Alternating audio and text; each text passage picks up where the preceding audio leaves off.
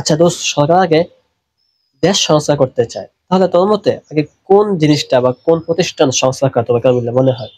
আমার মতে সর্বপ্রথম শিক্ষাঙ্গন বা শিক্ষা প্রতিষ্ঠানগুলো সংস্কার করা দরকার। কেন? এই ভিডিওটা দেখ।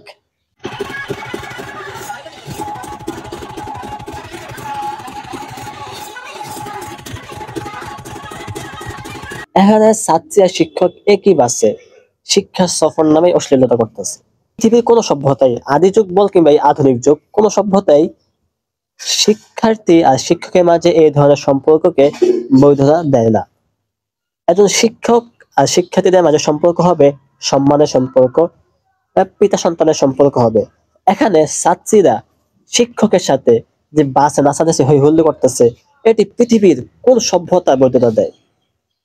এই যে বিগত 16 বছর ফ্যাসিস্ট সরকার এই শিক্ষাঙ্গনকে এভাবে নষ্ট করছে, যাতে করে এই ভবিষ্যৎ প্রজন্ম একটি সুন্দর বা সভ্য জাতি হিসেবে গঠন করতে না পারে।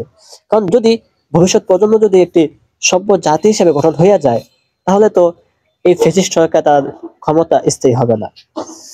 তাই আমার মতে সর্বপ্রথম শিক্ষা বা এই শিক্ষাঙ্গনকে সংস্কার করা দরকার। শিক্ষা প্রতিষ্ঠান আগে সংস্কার করা দরকারটাই বা কেন?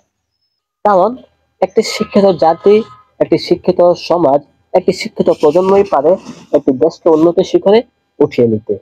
শিক্ষিত লোকদের মাধ্যমেই একটি দেশ উন্নতির শিখরে আরোহণ করে।